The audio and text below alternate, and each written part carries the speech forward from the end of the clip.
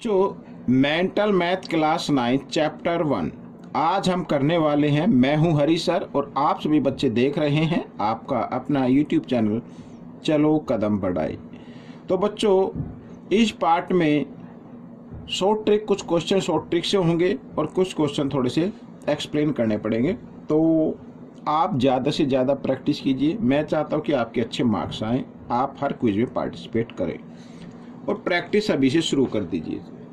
तो देखो, यहाँ पर मैंने हमेशा की तरह पहले से लिख के रखा हुआ है। ये रहा आपके सामने क्वेश्चन नंबर फर्स्ट। क्या कहता है?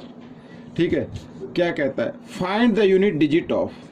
ठीक है, यूनिट डिजिट हमें फाइंड आउट करनी है। मीन्स वन प्लेस पर कौन सा डिजिट आएगा। अब बच्चों, जैसे मान लीजिए मैं आपको बताता हूँ, एक दूसरे पेज पर बताता हूँ यहाँ पर। ठीक है, ये पेज मैं ले लेता हूँ। यहाँ पर मैं आपको बताता हूँ। मान लीजिए जैसे 2 की पावर क्या है, 4 है। ठीक है, इसको तो हम कर सकते हैं 2 इंटू 2 इंटू 2 इंटू 2, 2 2 जा 4, 2 जा 8, 2 जा 16। तो यूनिट प्लेस पर कितना आया? 6 आया। इसको तो हम बता सकते हैं। लेकिन जब बड़ी बड़ी पावर आ जाए, अब आप देख रहे हैं 41, अगर 13 को 40 टाइम्स लिखेंगे तो काफ़ी टाइम लग जाएगा। ठीक है ना। और मेरे हिसाब से अगर आपकी 1 घंटे की क्विज है तो एक ही क्वेश्चन हो पाएगा भाई। करना क्या है, इसकी ट्रिक क्या है, मैं आपको बताता हूँ।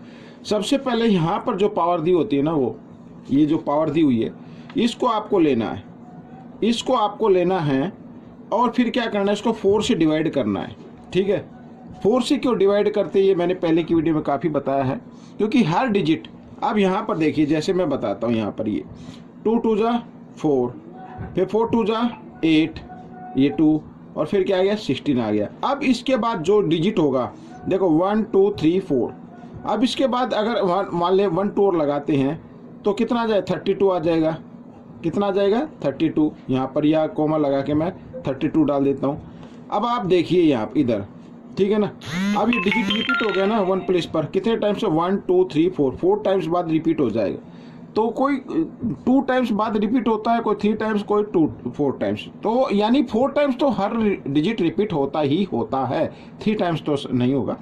ठीक है ना, 4 टाइम्स तो डिजिट रिपीट होता ही होता है। तो इसलिए हम इसको 4 से क्या करते हैं, डिवाइड करते हैं। ये पावर जो है ना, 4 से हमने इसको डिवाइड करना है। आइए करते हैं। 4 1 जा 4। ठीक है, 4 10 जा भी 40 लिख सकते हो। तो यहाँ पर क्या बचा, 1 बचा। अब ये जो 1 बचा है, अब यहाँ पर जो बेस था यानी 13, तो 13 की पावर, अब आपको यह जो शेष रिमाइंडर है ना, ये रिमाइंडर, इसको लगा देना है। अब आपको 10 प्लेस से कोई लेना देना नहीं है, 1 प्लेस ही देखना आपको। अगर हम इसको 3 को 1 टाइम्स मल्टीप्लाई करेंगे तो 3 ही आएगा। यानी यूनिट डिजिट पर कितना होगा, 3 होगा। या आप 13 को भी ले सकते हैं। 13 की पावर 1 का मतलब 13।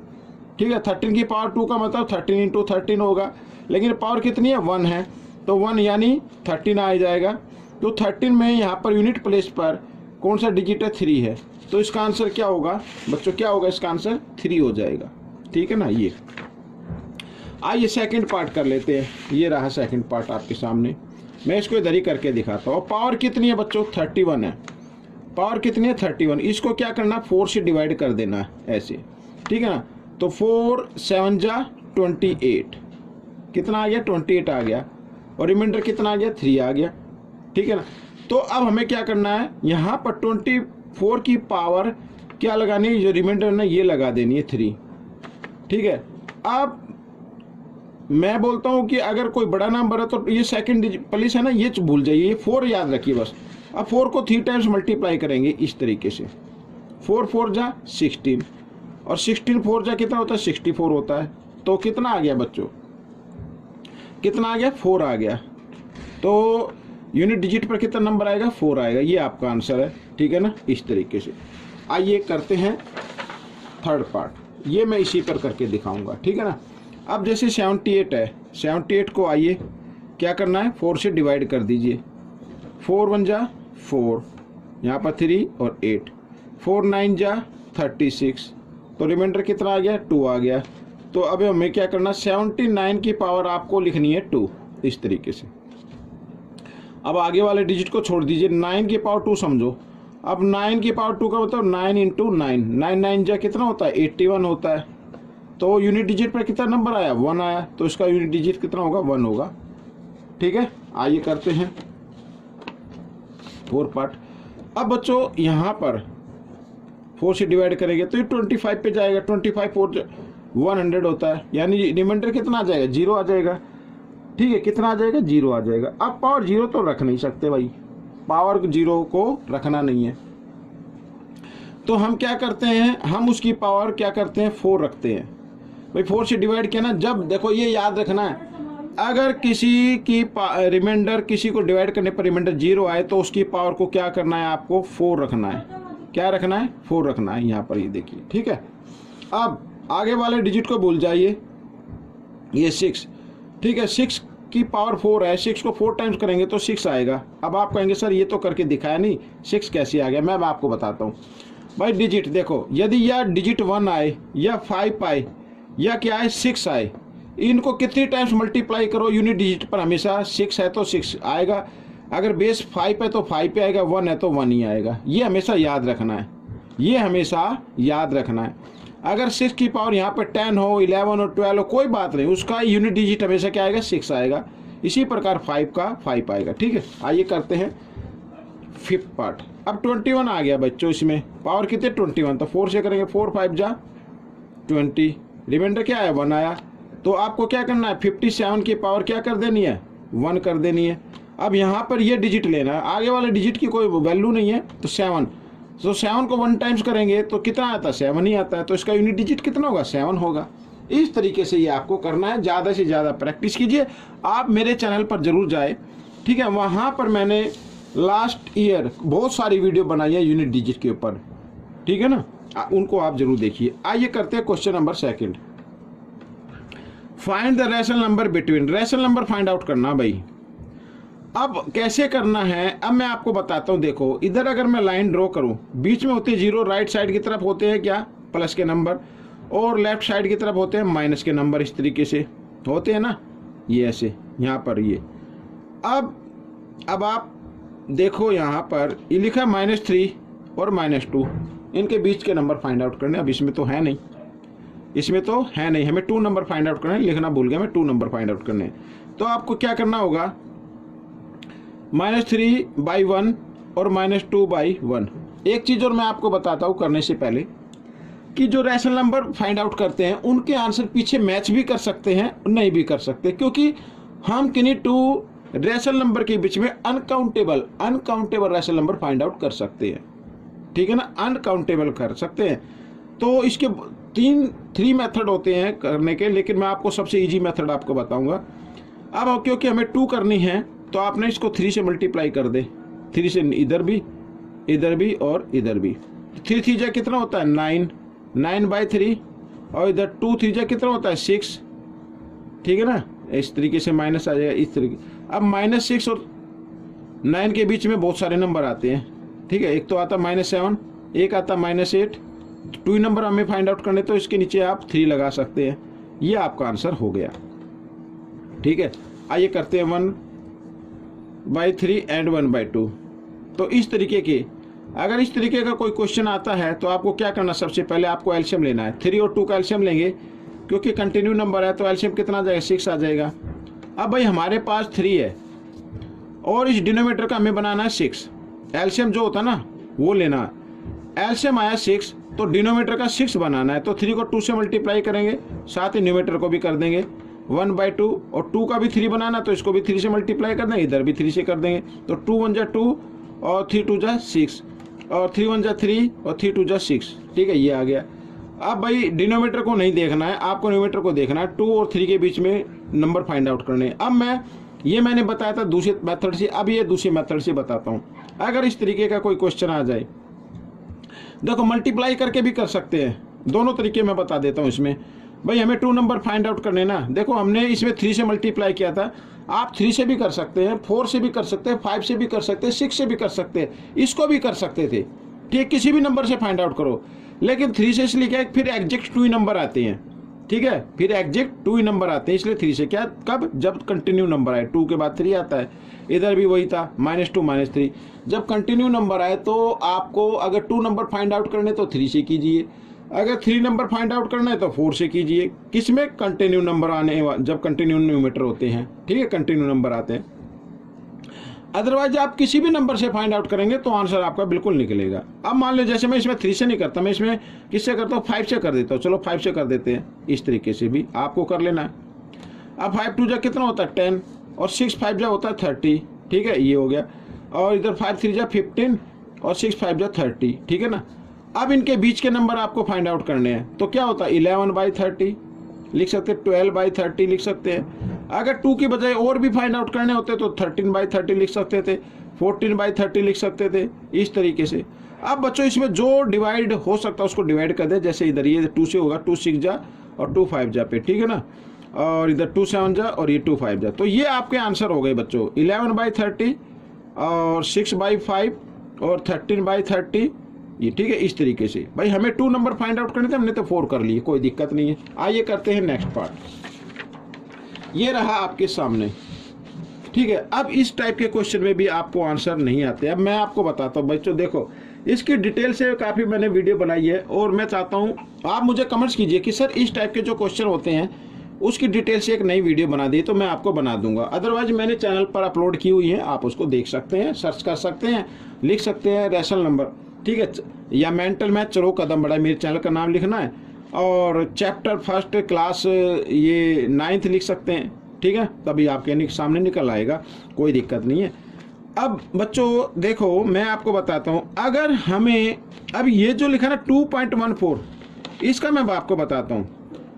ये कोई नंबर है 2.14, अब ये बार का साइन ऊपर लगा है, अगर ये ना हो तो इसका मतलब 1414 कोई नंबर आ रहा है, ठीक है। इस तरीके से इधर भी क्या लिखा है 2.58 लिखा है, तो इसका मतलब 5858 पॉइंट के बाद 5858 आता चला जाएगा, ठीक है। अब अगर इसका हमें फाइंड आउट करना है इसके बीच में, तो आप लिख सकते हैं 2. यहाँ पर 14 है ना, तो आप लिख लीजिए, देखो कुछ भी लिख सकते हैं, 14 और 58 के बीच के नंबर लिख सकते हैं यहाँ पर पॉइंट में डाल के, ठीक है।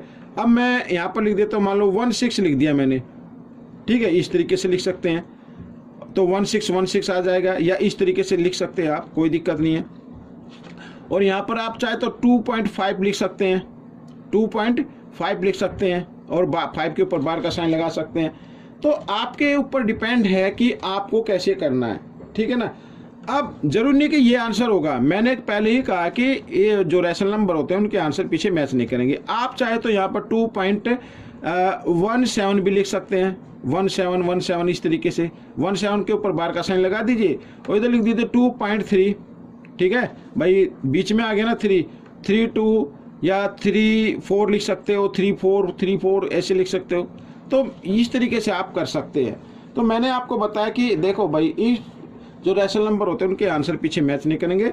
लेकिन अगर आप चाहते हैं कि भाई सर ये आएगा कैसे, डिटेल से वीडियो बनाए, तो मैं इसकी एक वीडियो डिटेल से बना दूंगा, आप मुझे कमेंट्स जरूर कीजिए, तो एक इसके ऊपर एक डिटेल से वीडियो मैं आपके लिए अपलोड कर दूंगा। आइए करते हैं क्वेश्चन नंबर 3। अब बच्चों देखो यहाँ पर 2/7 की वैल्यू लिखी हुई है भाई, इधर किसकी वैल्यू लिखी हुई है, 2/7 की वैल्यू लिखी हुई है, ठीक है, ये वैल्यू, और हमें ये जो नंबर दिया ना इनकी वैल्यू फाइंड आउट करनी है। आइए कैसे करते हैं मैं आपको बताता हूँ। देखो 2/7 की लिखी है, तो 2/7 को हम लिख सकते 2 × 1/7 लिख सकते हैं ना। ये वैल्यू दी हुई है भाई, इधर ये वैल्यू दी हुई है 0.285714, ये दी हुई है। अब बच्चों क्योंकि ये 2 से मल्टीप्लाई है, तो 1/7 की वैल्यू निकालें तो इसको 2 से डिवाइड कर दो।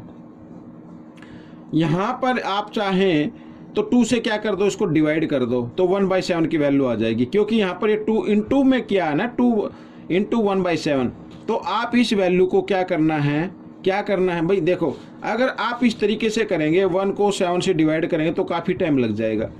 तो आप ये जो लिखा था ना 2/7, इसको हम लिख सकते हैं 2 × 1/7 लिख सकते हैं। अब हमें 1/7 की वैल्यू निकालनी है, ये लिखा हुआ इधर, तो इधर जो 2 मल्टीप्लाई में है, हम इसको जो इसकी वैल्यू है इसको 2 से डिवाइड कर देंगे। आइए, तो 2 × 1 = 2, ठीक है, इसको डिवाइड करना है किससे, 2 से डिवाइड करना है, तो वैल्यू आ जाएगी 2 × 1 = 2, 2 × 4 = 8, ठीक है, 8 आ गया। यहाँ पर 5 है, 2 × 2 = 4, तो 1 बचा, 17 हो गया, 2 × 8 = 16 हो जाएगा, फिर 1 बचा और 1, 2 × 5 क्या हो जाएगा, 10 हो जाएगा। फिर यहाँ पे क्या है 1 और 11 था ना ये, तो 10 आ गया, 1 और 4, 2 7 जा 14, ये आ जाएगी बच्चों। 1 2 3 4 5 6, 1 2 3 4 5 6, ये आ जाएगी बच्चों 1/7 की वैल्यू। तो मैं इधर लिख देता हूँ 0.14285 की वैल्यू आ गई। ठीक है, अब भाई 3/7 की वैल्यू निकालनी है। भाई 3/7 की वैल्यू निकालनी है तो इस 3/7 को लिख सकते हैं, 3 × 1/7 लिख सकते हैं। अब भाई 1/7 की तो वैल्यू आ गई हमारे सामने ये। अब 3/7 की वैल्यू अगर हम निकालेंगे तो कैसे आ जाएगी, तो इस वैल्यू को 3 से मल्टीप्लाई कर दो। मल्टीप्लाई पीछे से करना है। 3 7 जा 21, कैरी 2, 3 5 जा 15 और 2 17। ठीक है, ये आ गया, समझ में आ गया। 17 का 7 कैरी 1, 3 8 जा 24 और 1 25। ठीक है, अब आप देखो कैरी 2 यहाँ पर, अगर आप थोड़ा सा माइंड यूज कीजिए। अब यहाँ पर रिवर्स में नंबर आ रहे 1 के बाद ये 7 5, यहाँ पे आ जाएगा 8, यहाँ पे आ जाएगा 2 और यहाँ पे आ जाएगा 4 और 1 पहले ही पीछे आ चुका है और आगे आप लगा दीजिए। ये आपका आंसर हो गया, नीचे वाला ये आपका आंसर हो गया। अब बच्चों देखो यहाँ पर करना है 4/7 को लिख सकते हैं 4 × 1/7। अब मैं डायरेक्ट आंसर लिखता हूँ। ठीक है, अब देखो यहाँ पर ये जो वैल्यू है ना, ये वैल्यू, इस वैल्यू को आप ध्यान रखें। मैं इधर लिख देता हूँ 0. क्योंकि 1/7 की वैल्यू लिख लेते हैं इधर 0.14285। ठीक है, तो 4 से मल्टीप्लाई करेंगे, 4 7 जा 28, क्या आ गया 28। तो हमें रिवर्स में वैल्यू लिखनी है यहाँ से। तो 8 के बाद क्या आएगा 2 आएगा, फिर क्या आएगा 4 आएगा, फिर क्या आएगा 1 आएगा, 1 के बाद क्या आएगा इधर से ले लेंगे 7 आएगा, 7 के बाद क्या आएगा 5 आएगा और आगे पॉइंट लगा दीजिए, ये आपकी वैल्यू हो गई। ठीक है ना, आइए 5/7 को लिखेंगे 5 × 1/7। अब इसको 5 से मल्टीप्लाई, 5 7 जा कितना होता है 5 7 जा 35, ये आ गया। ठीक है, फिर इसको रिवर्स में लिखना, 5 तो यहाँ पे है, रिवर्स में आ जाएगा 8 आ जाएगा, फिर 8 के बाद क्या है 2 आ जाएगा, फिर क्या है 4 है, फिर क्या है 1 है, फिर क्या है 7 है, आगे पॉइंट लगा के, क्योंकि 5 तो हम लिख ही चुके हैं पहले, तो ये आपका आंसर आ जाएगा। इस तरीके से आप शॉर्ट ट्रिक से कर सकते हैं इसको। अब इधर देखो 6/7 है ना, 6/7 तो लिखेंगे 6 × 1/7। अब मान लो ये जो वैल्यू इसको 6 से मल्टीप्लाई करें तो 6 7 जा कितना होगा 42 होगा। ठीक है, 42 का 2 आ जाएगा, 2 ये रहा तो 2 लिख दीजिए इधर। 2 से पहले कौन से नंबर है 4 और 1, तो 4 और 1 लिख देंगे। ठीक है, फिर इसके बाद क्या है 7 5 8, तो 7 5 8, ये आपका आंसर आ गया बच्चों, ये आपका आंसर आ गया। तो इस तरीके से करना है। आइए आगे करते हैं नेक्स्ट क्वेश्चन। यहाँ पर ये देखिए आपके सामने रहा, मैं ज़रा एक बार देख लेता हूँ। ये क्वेश्चन हमने कर लिया है। ठीक है, हाँ, तो क्वेश्चन ये 3 कंप्लीट हो गए बच्चों। तो आपको ये क्वेश्चन कैसे लगे मुझे ज़रूर बताना। ठीक है, आगे कोई पार्ट नहीं है तो और भी मैं वीडियो बना सकता था, लेकिन वीडियो काफ़ी लंबी हो जाएगी। तो ये पार्ट आपको कैसा लगा मुझे ज़रूर बताएं और इसमें से सीखकर दूसरे बच्चों को ज़रूर सिखाएं। मिलेंगे नेक्स्ट पार्ट में। Till then, thank you.